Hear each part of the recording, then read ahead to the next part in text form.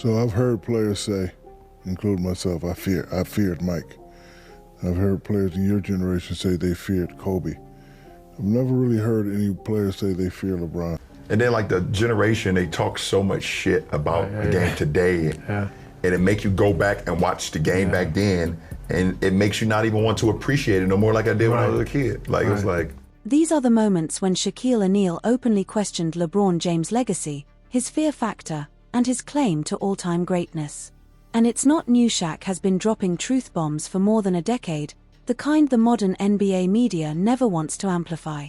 But what he revealed in March 2024 sent shockwaves across the basketball world. Let's be clear, this isn't about hating LeBron, this is about understanding why one of the most dominant centers ever, someone who actually shared a locker room with LeBron, still refuses to crown him as the greatest.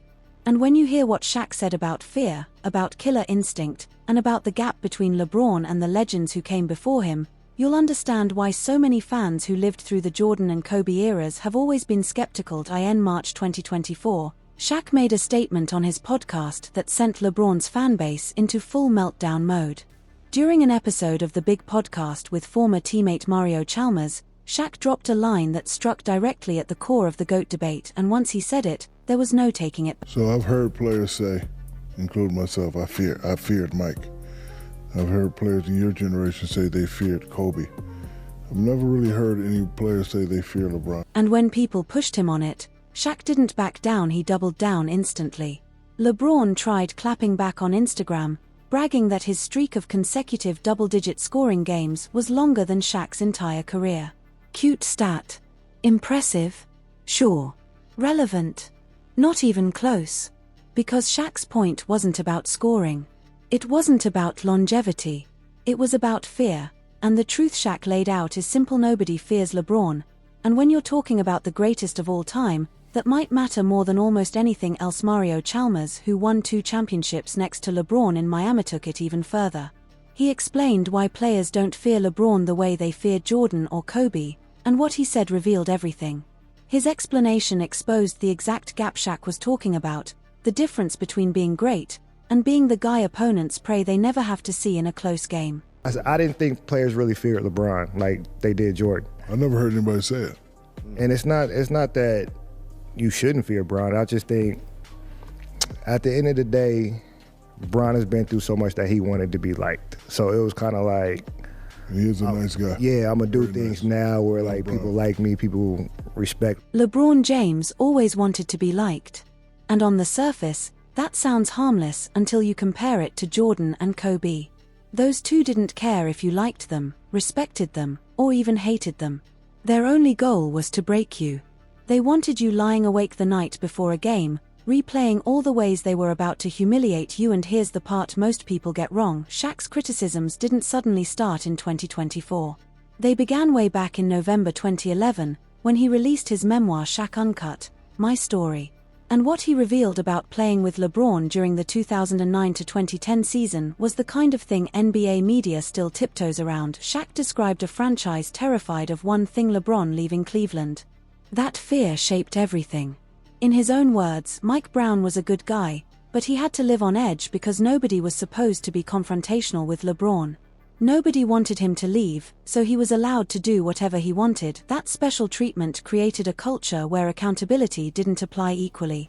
Shaq even recalled a film session that made the double standard impossible to ignore. LeBron failed to get back on defense, coach said nothing. Next clip, Mo Williams made the exact same mistake, and suddenly Mike Brown was all over him. Yo, Mo, we can't have that. Delonte West finally called it out, saying, everyone has to be accountable, not just some of us. But it didn't matter. LeBron was untouchable. Now imagine Jordan getting away with that. Imagine Kobe coasting on defense without Phil Jackson lighting him up. Impossible. They would have been benched immediately. But for LeBron, the rules were different, and Shaq wasn't afraid to say it. Shaq also questioned LeBron's performance in the biggest moments. He was there, courtside, watching it unravel. About Game 5 against Boston in 2010, Shaq wrote, "There's no question he was kind of out of it.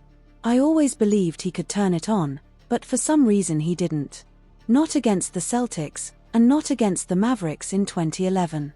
It was weird. Then came the observation that still haunts LeBron's legacy. He'd get a perfect open look, and instead of taking the shot, he'd kick it to Mario Chalmers. Makes no sense. That's coming from someone who played with both Kobe and LeBron. Simeone, who knows what an assassin's mentality looks like up close. And the comparison didn't stop there. Shaq wrote, "I'm not sure Kobe would ever listen to Mike Brown. LeBron never really did. What we do know is that Kobe will definitely be in charge. That's not praise for LeBron. That's Shaq saying Kobe had the alpha mentality LeBron has never had." Then in June 2015, Shaq went on the Dan Patrick Show. When he was asked, point blank, Kobe or LeBron, Shaq didn't pause. He didn't hedge. What about Kobe and LeBron in their prime? Well, I'll play with both of them, and Kobe has that killer instinct, and I'll probably have to go with Kobe. Killer instinct, it's the phrase that keeps resurfacing because it draws a hard line between greatness and true greatness. It's what made Jordan take the last shot every single time. Hot, cold, double-teamed, didn't matter. It's what made Kobe drop 81 because losing simply wasn't an option. That is killer instinct. And it's the one quality LeBron has never been able to claim. During an ESPN promotional event in Hong Kong that same year, Shaq broke it down in a way that exposed the entire truth. He said young LeBron reminded him more of Magic Johnson. He was sort of like Magic with Jordan's abilities. He liked to pass, he liked to set guys up. But Mike was Mike. He was special in a way nobody else was. Pay close attention to the comparison. Shaq didn't compare LeBron to Jordan. He compared him to Magic. Magic, as legendary as he is, sits in a different category. Magic is top 5 all time, absolutely. But he isn't in the GOAT debate with Michael Jordan, and by putting LeBron in that same mold, Shaq said everything without having to say it. Then came June 2021. LeBron started publicly complaining about the NBA's compressed schedule after several players suffered injuries. But Shaq, he wasn't buying it. Not for a second. Shaq fired back with the bluntness only he can deliver, making it clear that the old school mentality, the Jordan mentality, the Kobe mentality doesn't come with excuses, complaints, or schedule debates. It comes with playing, competing, and showing up no matter what. If you're making $30 million, 80 games is good enough. All right, 2 more things real quick. Go ahead. So you want me to pay you $30 million to play 30 games? Hell no. Right. No. 80 games is fine, because I did it, Jerry West did it, Kareem did it, Magic did it, Bird did it, Bernard King, like all the great legends before us did it. That's right, there is the difference between generations, spelled out in plain English. Jordan played 82 games a season without a single complaint. Shaq suited up for all 82 and dominated night after night. Those guys didn't load manage, didn't whine about the schedule, didn't look for excuses. They showed up. They put in the work. And they let their performance do the talking. Simple as that. Couldn't believe that an NBA player could make $1 million. And now these guys are so lucky and blessed, and they can't play basketball 3 or 4 days a week. And I know they hide behind all the analytical bullshit from their agents and people like that. What they're really trying to do is extend their career. The way the money's been and going, depending on who you are, you're going to be able to make another $50, $70, $100 million and probably more going forward if you can extend your career 2 or 3 years. Then came October 2022, when Shaq sat down on the Impulsive podcast with Logan Paul, and he didn't mince words. He made his stance crystal clear, leaving zero room for misunderstanding. I think the greatest player is Michael Jordan. LeBron is about to do something that hasn't been done in a long time, but for me it's always Dr. J and Michael Jordan, Magic and those guys. Shaq then revealed his official top 10 players of all time, and the order said everything about where LeBron truly stands. Curry at the 1. Curry, okay. Kobe at the 2. Jordan at the 3. Tim Duncan at the 4. Okay. And me at the 5. And this isn't some hot take from a TV analyst who never touched an NBA floor. This is coming from a 15-time All-Star, a 4-time NBA champion, a 3-time Finals MVP, and a man who actually suited up alongside LeBron and Kobe. Shaq knows greatness when he sees it, and his verdict couldn't be clearer. After all those battles, all that experience, and all those years watching the game evolve, Shaq's conclusion is simple: Jordan is the GOAT. Kobe is number 2. LeBron is number 3. And here's the kicker: Shaq has repeatedly left LeBron off his all-time starting 5, which says more than any direct criticism ever could on the big podcast. Shaq brought up another brutal truth that LeBron fans never want to talk about: longevity stats don't tell the whole story.